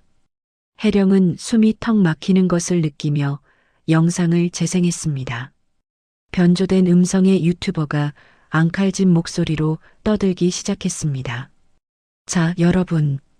어제 난리 났던 더 테이블 차혜령 대표 아시죠? 이혼의 아픔을 딛고 일어선 당당한 커리어 우먼? 웃기지 마세요. 제가 오늘 그 가면을 싹 다 벗겨드리겠습니다. 화면이 바뀌고 병원복을 입은 세라가 링거를 꽂은 채 가련한 표정으로 인터뷰를 하고 있었습니다. 물론 얼굴은 흐릿하게 처리되어 있었죠. 흑흑. 저는 그냥 그 집 가정부로 들어갔다가 아드님이랑 눈이 맞은 죄밖에 없어요. 근데 사모님이 저 임신한 거 알고 바르로 배를 차서 우리 아기가. 세라가 말을 잇지 못하고 오열하자 자막에는 충격 증언 본처의 폭행으로 인한 유산이라는 글자가 큼지막하게 박혔습니다. 혜령의 입에서 신음이 터져 나왔습니다. 이게 무슨. 이어지는 화면은 더 가관이었습니다. 낡은 여인 숙방을 배경으로 태성이 고개를 숙인 채 앉아 있었습니다. 제가 능력이 부족해서. 아내한테 얹혀 산 건 맞습니다. 하지만 저를 그렇게 무시하고 제 어머니한테 밥상 한 번 안 차려드리고 결국엔 돈 많은 남자 만나서 저를 빈손으로 내쫓았습니다. 저 10년 동안 진짜 죽은 듯이 살았습니다. 태성은 준비된 대본을 읽는 것처럼 더듬거리면서도 눈물 연기까지 곁들여 피해자 코스프레를 완벽하게 해냈습니다. 영상 말미에는 어젯밤 혜령이 우진의 차에 타는 장면, 옥상에서 손을 잡고 있는 장면이 파파라치 컷처럼 삽입되어 있었습니다. 이혼 도장 찍자마자 환승? 아니죠. 이건 100% 불륜입니다. 여러분, 이런 부도덕한 여자가 만든 음식 믿고 드실 수 있습니까? 영상이 끝나기도 전에 혜령은 휴대폰을 침대에 던져버렸습니다. 머릿속이 하얗게 변하고 심장이 터질 듯이 뛰었습니다. 이건 명백한 거짓이자 조작이었습니다. 하지만 대중들에게 진실은 중요하지 않았습니다. 영상 아래 달린 수만 개의 댓글은 이미 혜령을 마녀로 몰아가고 있었습니다. 와, 이미지 세탁 소름 돋네. 임신부 배를 찼다고? 저게 사람이냐? 불륜녀가 만든 밀키트 안 먹습니다. 불매 운동 가자. 혜령은 비틀거리는 몸을 일으켜 옷을 갈아입었습니다. 당장 회사로 가야 했습니다. 회사는 그야말로 전쟁터였습니다. 로비에 들어서자마자 직원들이 사색이 되어 뛰어다니는 모습이 보였습니다. 혜령을 발견한 비서실장이 울상을 지으며 달려왔습니다. 대표님, 지금 전화랑 홈페이지가 마비됐습니다. 항해 전화 때문에 업무를 볼 수가 없어요. 진정해요.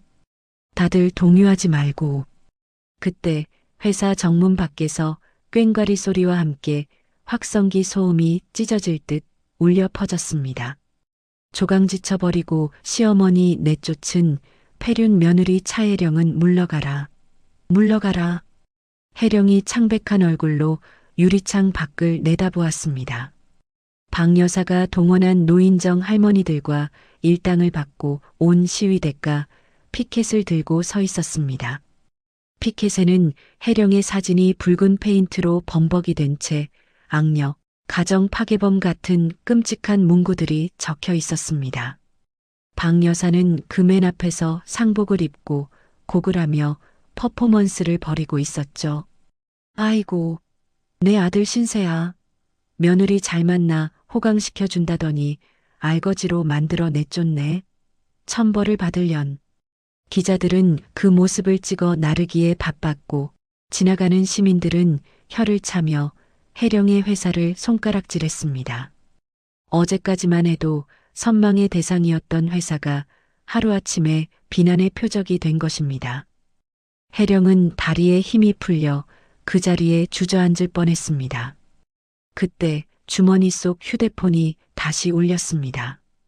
발신자는 오태성이었습니다. 혜령은 떨리는 손으로 통화 버튼을 눌렀습니다. 여보세요. 수화기 너머로 태성의 비릿한 웃음소리가 들려왔습니다. 어때? 내 선물 마음에 들어? 어제 보니까 아주 행복해 죽더만. 지옥맛 좀 보니까 정신이 드냐? 오태성, 너 미쳤어? 이런 짓을 하고도 무사할 것 같아? 이건 명백한 허위사실 유포야. 허위? 증거 있어? 사람들은 네가 불륜녀라는 거에 더 관심 많아. 그리고 변호사 통해서 소장 보냈다. 재산분할 청구랑 위자료 소송. 네가 번 돈 절반은 내 몫이야. 내가 내조했잖아. 태성의 뻔뻔함에 혜령은 말문이 막혔습니다. 원하는 게 뭐야? 심플해. 합의금 50억. 그리고 내 빌딩, 아니 내 명의로 된 강남 빌딩 내놔. 그럼 영상 내리고 조용히 사라져 줄게. 아니면 뭐 평생 불륜녀 딱지 달고 살든가. 아, 그 투자자 놈도 같이 매장당하겠네. 너 정말 바닥이구나. 바닥은 네가 기고 있는 거고. 생각 잘해라. 시간은 우리 편이니까. 뚝. 전화가 끊겼습니다. 혜령은 분노와 억울함에 치가 떨려 비명이라도 지르고 싶었습니다. 하지만 지금 무너지면 정말 끝이라는 생각에 입술을 깨물며 버텼습니다. 그때 집무실 문이 벌컥 열리고 마케팅 팀장이 뛰어들어왔습니다. 대표님, 큰일 났습니다. 지유통이랑 H마트에서 연락 왔는데요. 당장 제품 철수하겠답니다. 불매 운동 여파가 너무 커서 이미지 타격 입는다고 위약금 청구하겠다는 곳도 있습니다. 뭐라고요? 계약서에 그런 조항은 투자자들도 난리 났습니다. 주가가 아침부터 하한가 쳤어요. 강우진 대표님 쪽 투자사에서도 해명 요구하고 있고요. 사방이 막힌 벽 같았습니다. 혜령이 공들여 쌓아 올린 탑이 모래성처럼 무너져 내리고 있었습니다. 그녀는 책상에 엎드려 머리를 감싸쥐었습니다. 귀에서는 이명 소리가 들리고 눈앞이 깜깜해졌습니다. 어떡하지? 나 때문에 우진 씨까지 피해를 보면 두려움이 엄습해 올 때 누군가 혜령의 어깨를 단단히 잡았습니다. 고개를 들자 우진이 서 있었습니다. 평소에 흐트러짐 없는 모습 그대로였지만 눈빛만은 매섭게 빛나고 있었죠. 강 대표님, 죄송해요. 저 때문에. 혜령이 울먹이며 말하자 우진은 단호한 목소리로 말을 잘랐습니다. 죄송하다는 말 지금은 하지 마십시오. 저 사람들은 대표님이 무너지고 울고불고 매달리길 바라는 겁니다. 그 장단에 춤춰주실 겁니까? 우진의 차가운 일갈에 혜령은 정신이 번쩍 들었습니다. 지금부터 감정은 버리세요. 이건 진실 게임이 아니라 여론전이고 법적인 싸움입니다. 울 시간이 있으면 증거를 찾아야죠. 하지만 너무 완벽하게 조작해놨어요. 사람들은 이미 사람들은 자극적인 걸 좋아할 뿐이지 바보는 아닙니다. 팩트로 뒤집으면 그 분노는 배가 되어서 저들에게 돌아갑니다. 우진은 혜령을 일으켜 세우고 소파에 앉혔습니다. 그리고 자신의 태블릿 PC를 꺼내 무언가를 보여주었습니다. 이 영상 분석해봤습니다. 태성 씨가 여인숙에 있다고 했죠? 근데 영상 배경에 찍힌 달력, 작년 겁니다. 미리 찍어둔 영상이거나 합성이라는 거죠. 그리고 세라 씨 진단서 확대해보면 병원 로고가 흐릿합니다. 위조 가능성 큽니다. 혜령은 우진이 가리키는 부분을 자세히 들여다보았습니다. 당황해서 보이지 않았던 허점들이 하나둘씩 눈에 들어오기 시작했습니다. 저들이 급하게 공격하느라 실수를 남겼군요. 맞습니다. 그리고 오태성 씨, 도박빚 때문에 사채 쓴 정황 포착했습니다. 저한테 정보원이 좀 있거든요. 갑자기 왜 이렇게 무리수를 두나 했더니 똥줄이 탔던 겁니다. 우진의 설명에 혜령의 눈빛이 달라지기 시작했습니다. 두려움은 사라지고 그 자리에 서늘한 이성이 차올랐습니다. 도박이었군요. 그래서 50억을 요구한 거고. 네. 그 협박 전화 녹음하셨습니까? 네. 자동 녹음됐어요. 좋습니다. 그게 결정적인 스모킹 건이 될 겁니다. 그리고 방자영 씨가 시위대 동원한 거, 돈 주고 고용한 증거도 찾아야 합니다. 저들은 지금 범죄를 저지르고 있는 거예요. 우진은 혜령의 손을 꼭 잡으며 눈을 맞췄습니다. 혜령 씨, 혼자 싸우기 안 됩니다. 제가 최고의 로펌 팀이랑 포렌식 전문가 붙여드리겠습니다. 그리고 사설 탐정도 고용했습니다. 세라 씨 뒤를 캐보면 더 더러운 게 나올 겁니다. 혜령은 우진의 손을 맞잡으며 고개를 끄덕였습니다. 고마워요. 우진 씨 덕분에 정신이 드네요. 저 절대 안 져요. 제 인생, 그리고 우리 회사, 저 따위 쓰레기들한테 안 뺏길 거예요. 그 눈빛입니다. 제가 반했던 차혜령 대표님 모습이 우진이 빙긋 웃어 보이자 혜령도 옅은 미소를 지었습니다. 창밖에서는 여전히 박 여사의 악다구니와 시위대의 구호 소리가 들려왔지만 더 이상 두렵지 않았습니다. 혜령은 자리에서 일어나 거울을 보며 흐트러진 머리를 묶었습니다. 그리고 인터폰을 눌러 비서실장을 호출했습니다. 실장님, 지금 당장 법무팀 소집하세요. 그리고 홍보팀에는 반박 기사 준비하라고 하시고요. 공식 입장 발표할 겁니다. 전투 준비는 끝났습니다. 혜령은 창가로 다가가 아래를 내려다보았습니다. 개미떼처럼 보이는 시위대와 그 뒤에 숨어 있을 태성을 향해 그녀는 나지막이 의졸였습니다. 그래, 어디 한번 끝까지 가보자. 누가 먼저 죽나? 유리창에 비친 그녀의 얼굴은 더 이상 피해자의 것이 아니었습니다. 사냥감을 노리는 포식자의 눈빛이 번뜩이고 있었습니다. 그 시각 회사 근처 카페에 숨어 있던 태성은 휴대폰으로 시위 현장을 지켜보며 낄낄거리고 있었습니다. 아이고, 우리 혜령이 쫄았나 보네. 콧배기도 안 비치고. 야, 김 변호사. 소장 접수됐지? 이제 슬슬 합의하자고 연락 올 때 됐는데. 옆에 앉은 야비한 인상의 변호사가 커피를 마시며 고개를 끄덕였습니다. 네, 여론이 이 정도면 못 버팁니다. 광고 위약금에 뭐해. 50억이 싸게 먹히는 거죠. 축하드립니다. 오 사장님. 곧 돈방석 앉으시겠네. 그래야지. 내가 그동안 맘고생한 게 얼만데. 태성은 김칫국을 사발로 들이키며 다리를 떨었습니다. 하지만 그는 꿈에도 몰랐습니다.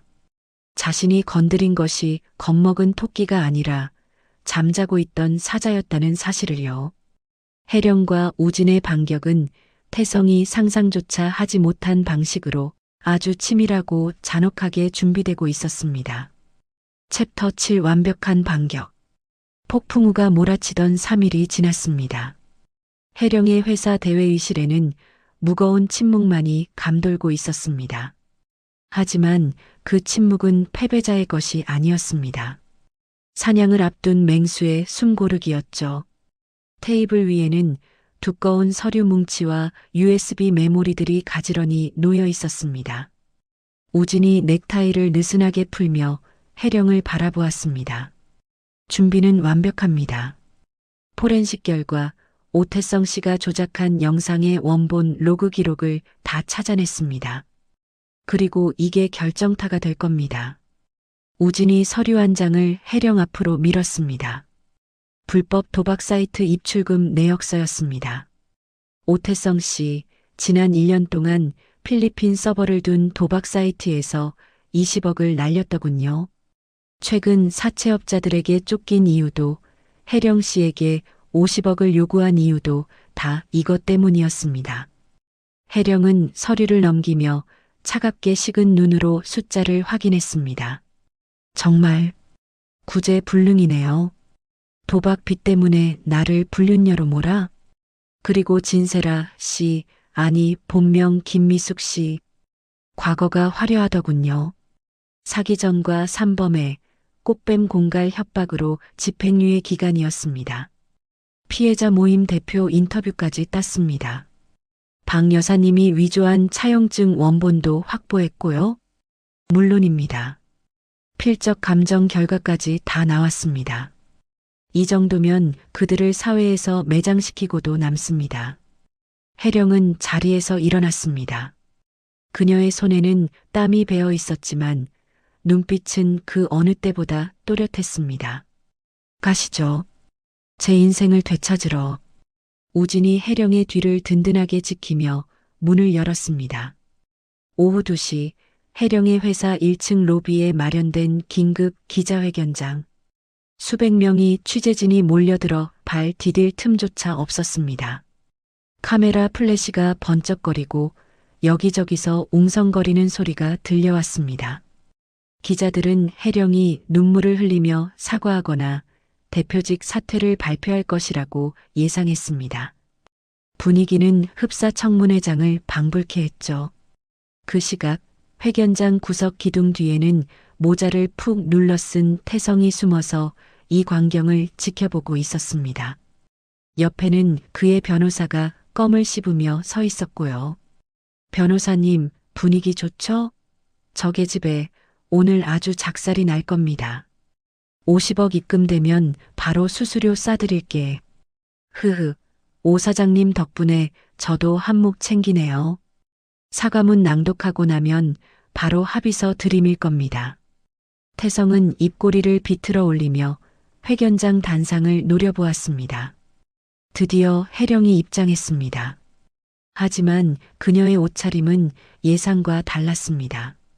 검은색 정장 대신 티끌 하나 없는 흰색 수트를 입고 고개를 꼿꼿이 든 채 걸어 나왔습니다. 눈물 따위는 보이지 않았습니다. 해령이 마이크 앞에 서자 장내가 순식간에 조용해졌습니다. 안녕하십니까? 차혜령입니다. 오늘 저는 사과를 하러 나온 것이 아닙니다. 진실을 밝히고 저를 음해한 범죄자들을 고발하기 위해 이 자리에 섰습니다. 기자들 사이에서 뭐야? 하는 술렁임이 일었습니다. 기둥 뒤에 있던 태성의 표정이 굳어졌습니다. 범죄자라니? 적에 돌았나? 해령은 당황하지 않고 스크린을 가리켰습니다. 먼저 제 전 남편 오태성 씨가 유포한 불륜 증거 영상에 대한 진실입니다. 스크린에 영상 분석 결과가 떴습니다. 태성이 여인숙이라고 주장했던 장소의 달력 날짜, 그리고 해령과 우진의 사진이 찍힌 시간대의 알리바이 증거들이 팩트체크 형식으로 나열되었습니다. 이 모든 영상은 조작되었으며 오태성 씨는 악의적인 편집으로 여론을 호도했습니다. 그가 왜 이런 짓을 벌였는지 그 이유를 들려드리죠. 해령이 신호를 보내자 회견장 스피커에서 태성의 목소리가 쩌렁쩌렁하게 울려 퍼졌습니다. 야, 합의금 50억 내놔. 내 빌딩도 내놓고 그럼 영상 내리고 조용히 사라져 줄게. 안 그러면 너 평생 불륜녀 딱지 달고 사는 거야. 적나라한 협박 내용에 기자들이 경악하며 웅성거리기 시작했습니다. 플래시가 미친 듯이 터졌습니다. 태성은 다리가 후들거려 벽을 짚었습니다. 저거, 내가 언제 저렇게 말했다고. 녹음? 해령의 폭로는 멈추지 않았습니다. 오태성 씨는 현재 불법 도박 사이트에서 20억의 빚을 지고 있습니다. 도박 자금을 마련하기 위해 전처인 저를 협박한 것입니다. 스크린에 태성의 도박 사이트 입출금 내역과 사채업자와 주고받은 문자 메시지가 공개되었습니다. 다음은 제 시어머니였던 방자영 씨입니다. 며느리인 제 인감을 위조하여 수억 원의 사채를 썼고 돈을 받고 시위대를 고용하여 업무를 방해했습니다. 방 여사가 시위대 팀장에게 돈 봉투를 건네는 CCTV 영상이 재생되자 기자들은 탄성을 질렀습니다. 마지막으로 피해자 코스프레를 했던 진세라 씨, 본명 김미숙, 전과 3범의 상습 사기꾼입니다. 임신 진단서 역시 위조된 가짜입니다. 세라의 머그샷 범죄자, 식별용 사진과 과거 판결문이 대문짝만하게 화면을 채웠습니다. 회견장은 그야말로 충격의 도가니였습니다. 유튜브 생중계 댓글창은 태성 일가를 욕하는 글로 도배가 되다 못해 폭주하고 있었습니다. 와, 미쳤다. 완전 쓰레기 집안이었네. 도박 빚 때문에 마누라를 담가. 사람이냐? 사이다. 해령 언니 힘내세요. 여론은 순식간에 뒤집혔습니다. 구석에 숨어있던 태성은 식은땀을 비오듯 흘리며 뒷걸음질 쳤습니다. 이거 다 거짓말이야. 조작이라고. 태성이 저도 모르게 소리를 지르자 기자들의 시선이 일제히 그에게 쏠렸습니다. 저기 오태성 씨 있다. 오태성 씨, 해명해 주십시오. 도박 빚 사실입니까? 수십 대의 카메라와 마이크가 태성을 향해 돌진했습니다. 태성은 손으로 얼굴을 가리며 도망치려 했지만 이미 퇴로는 막혀 있었습니다. 김 변호사, 어떻게 좀 해봐. 태성이 다급하게 옆을 돌아봤지만 변호사는 이미 사라지고 없었습니다. 상황이 불리해지자 혼자 도망친 것이었죠. 이 배신자 새끼가. 그때 회견장 입구에서 길 비키세요 하는 고함과 함께 제복 입은 경찰들이 들이닥쳤습니다. 오태성 씨, 당신을 공갈 미수, 정보통신망법 위반, 상습 도박 혐의로 긴급 체포합니다. 경찰이 태성의 손목에 수갑을 채웠습니다. 철컥. 차가운 금속음이 태성의 발악을 잠재웠습니다. 이거나, 난 억울해. 저 여자가 다 꾸민 거라고. 혜령아, 차혜령, 네가 어떻게 나한테 이럴 수 있어. 태성은 끌려나가면서도 단상 위에 있는 혜령을 향해 악을 썼습니다. 혜령은 그런 태성을 서늘한 눈으로 내려다보며 마이크에 대고 마지막 한마디를 던졌습니다. 법정에서 봅시다. 합의는 절대 없습니다. 한편 회사 밖에서 시위를 주도하던 박 여사에게도 경찰이 들이닥쳤습니다. 방자영 씨 사문서 위조 및 행사, 업무방해 혐의로 체포합니다. 아이고, 이거 왜 이래. 나 노인네야. 며느리가 시어미를 고소하는 법이 어디 있어. 박 여사가 바닥에 드러누워 발버둥 쳤지만 여경 2명이 그녀를 일으켜 세워 호송차에 태웠습니다. 그녀가 들고 있던 악덕 며느리 피켓이 바닥에 떨어져 짓밟혔습니다. 로비 밖 화단 뒤에 숨어서 상황을 지켜보던 세라는 태성과 박 여사가 잡혀가는 것을 보고 사색이 되어 몸을 돌렸습니다. 망했다. 튀어야 돼. 세라가 하이힐을 벗어들고 맨발로 도망치려던 순간 검은 양복을 입은 사내들이 그녀의 앞을 가로막았습니다. 며칠 전 여인숙에 찾아왔던 그 사채업자들이었습니다. 어이, 김미숙이. 어딜 가시나? 우리 돈 갚고 가야지. 아, 오빠들. 그게 아니라. 세라가 뒷걸음질 치자 뒤에서는 경찰들이 다가왔습니다. 진세라 씨 맞으시죠? 사기 및 명예훼손 혐의로 체포합니다. 앞에는 빚쟁이, 뒤에는 경찰. 도간에 든 쥐가 된 세라는 그 자리에 주저앉아 엉엉 울기 시작했습니다. 저 아니에요. 다 태성 오빠가 시켜서 한 거예요. 저도 피해자라고요. 하지만 아무도 그녀의 거짓 눈물을 믿어주지 않았습니다. 모든 상황이 정리된 후 기자회견장은 텅 비었습니다. 소란이 휩쓸고 간 자리에 혜령과 우진만이 남았습니다. 혜령은 다리에 힘이 풀려 의자에 털썩 주저앉았습니다. 긴장이 풀리자 참았던 숨이 터져 나왔습니다. 끝났네요. 정말로. 우진이 다가와 혜령에게 물을 건넸습니다. 수고하셨습니다. 완벽했습니다. 우진 씨 아니었으면 못했을 거예요. 저 사람들이 잡혀가는 걸 보는데 통쾌하면서도 한편으로는 참 허무하네요. 저런 사람들 때문에 내 10년을 바쳤다는 게. 혜령의 눈가에 맺힌 눈물을 우진이 손수건으로 조심스럽게 닦아주었습니다. 그 10년이 있었기에 지금의 단단한 혜령 씨가 있는 겁니다. 이제 과거는 다 청산했습니다. 찌꺼기 하나 남지 않게요. 네, 맞아요. 이제 진짜 다 끝났어요. 혜령은 창밖을 내다보았습니다. 경찰차의 붉은 경광등이 멀어지고 있었습니다. 태성 일가가 타고 있는 그 차는 혜령의 인생에서 영원히 사라지고 있었습니다. 혜령의 휴대폰이 울렸습니다. 비서실장의 메시지였습니다. 대표님, 지우통이랑 H마트에서 다시 연락 왔습니다. 오해해서 죄송하다고 계약 연장하고 싶답니다. 그리고 주문량이 폭주해서 서버 증설해야 할 것 같습니다. 혜령의 입가에 옅은 미소가 번졌습니다. 우진 씨, 우리 할 일이 많겠는데요? 서버가 터질 것 같다네요. 우진도 마주보고 웃었습니다. 그럼요. 이제 올라갈 일만 남았으니까요. 같이 가시죠, 파트너. 우진이 내민 손을 혜령이 굳게 잡았습니다.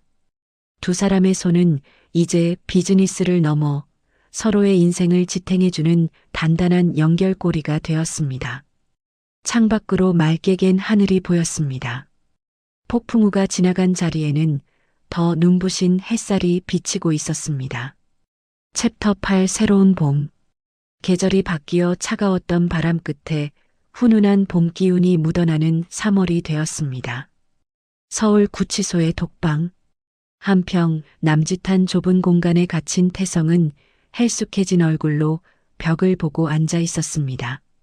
그의 손에는 몽당 연필과 꼬깃꼬깃해진 편지지가 들려 있었죠. 혜령아, 내가 잘못했어. 내가 잠시 미쳤었나 봐. 제발 한 번만 면회 와주라. 우리 좋았던 때도 있었잖아. 태성은 눈물 콧물을 흘려가며 반성문을 쓰고 있었습니다. 하지만 그 내용은 진정한 참회라기보다는 어떻게든 이 상황을 모면해 보려는 비굴한 변명에 가까웠습니다. 철컥.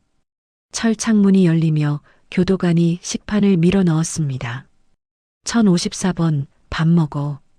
그리고 그 편지 좀 그만 써라. 수치인 불명으로 다 반송되어 오잖아. 받는 사람이 안 받겠다는데 왜 자꾸 난리야? 태성은 식판을 밀쳐내고 교도관의 바짓가랑이를 잡으려 손을 뻗었습니다. 교도관님, 제발이요. 제 아내가, 아니 전처가 아직 화가 안 풀려서 그래요. 이 편지 꼭 좀 전해주세요.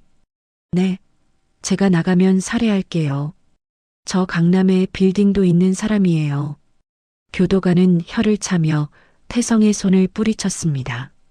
이 양반이 아직도 정신 못 차렸네. 당신 도박빚 때문에 빈털털이 된 거 전 국민이 다 알아. 빌딩은 무슨, 얌전히 콩밥이나 먹고 징역 살 준비나 해. 교도관이 매정하게 돌아서자 태성은 바닥을 치며 오열했습니다. 아니야. 이건 꿈이야. 내가 왜 여기 있어. 혜령아, 나 좀 꺼내줘. 옆방 수감자가 벽을 쿵쿵 치며 소리쳤습니다. 아, 조용히 좀 합시다. 재벌가 사위였다면서 왜 이렇게 찌질해? 시끄러워서 낮잠을 못 자겠네. 태성은 차가운 시멘트 바닥에 웅크린 채 흐느꼈습니다. 화려했던 지난날은 신기루처럼 사라지고 남은 것은 차가운 철창과 비참한 후회뿐이었습니다.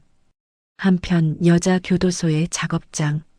죄수복을 입은 세라는 멍한 눈으로 종이 상자를 접고 있었습니다. 화장기 없는 민낯의 푸석한 머리카락, 생기를 잃은 피부는 과거에 화려했던 꽃뱀진 세라와는 딴판이었습니다. 야, 302번. 손이 왜 이렇게 느려? 너 때문에 우리 조할당량 못 채우잖아. 함께 일하던 여수감자가 세라의 등짝을 찰싹 때렸습니다. 세라는 억울한 표정으로 노려보았습니다. 아, 진짜 왜 때려요?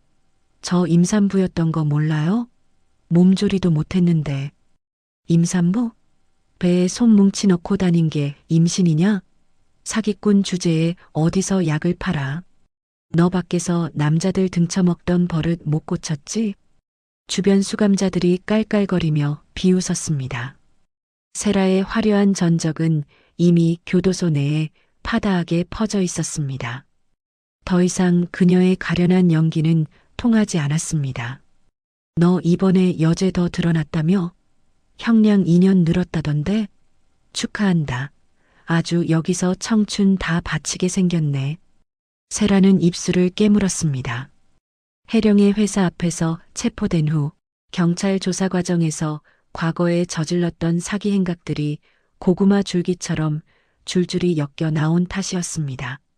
세라는 접다 만 상자를 바닥에 집어던지며 악을 썼습니다. 아, 짜증나.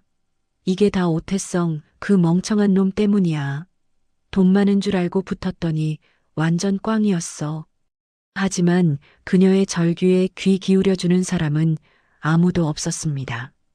그녀는 철저히 혼자였고 앞으로도 긴 시간 동안 고립된 채 죗값을 치러야 했습니다.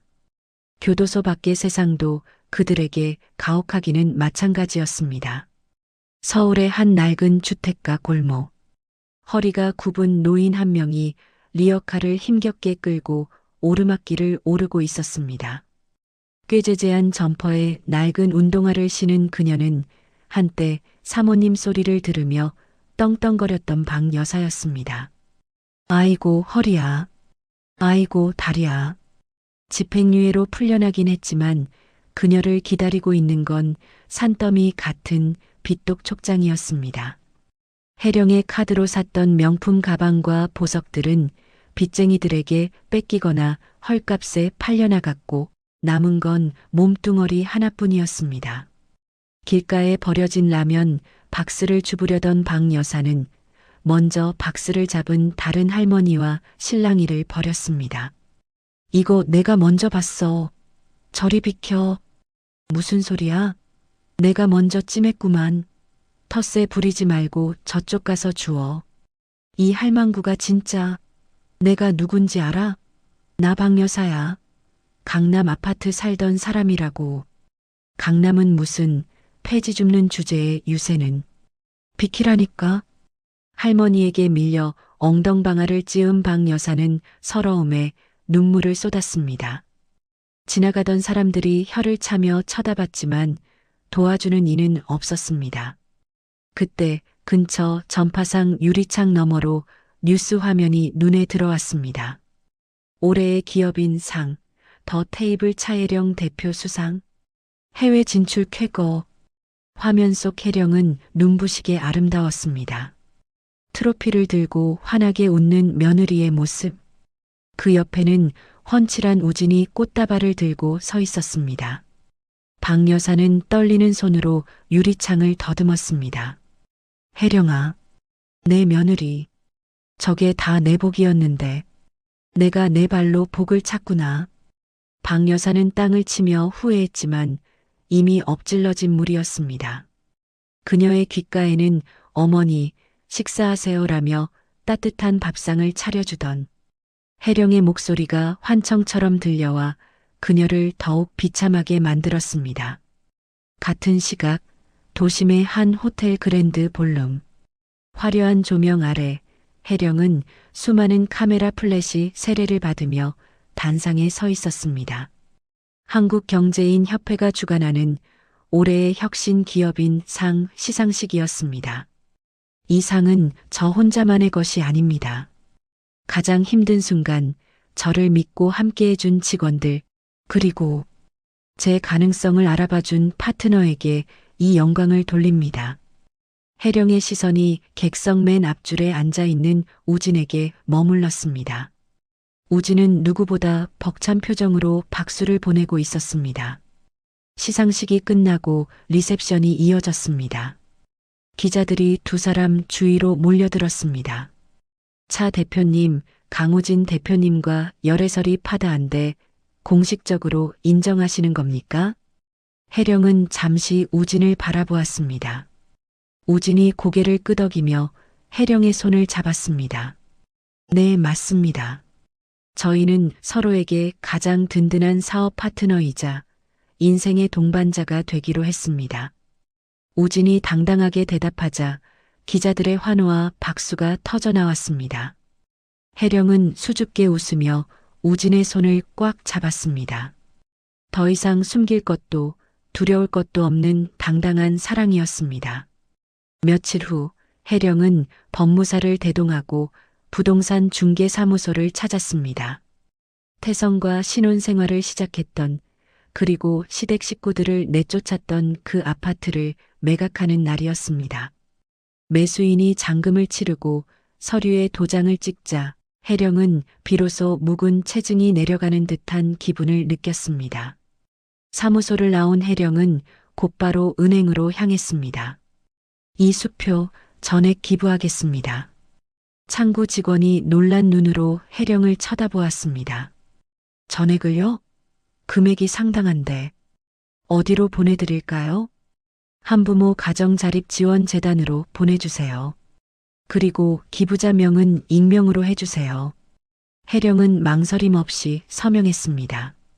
그 돈은 태성과의 10년 세월이 담긴 돈이었지만 그녀에게는 털어버려야 할 과거의 잔재일 뿐이었습니다.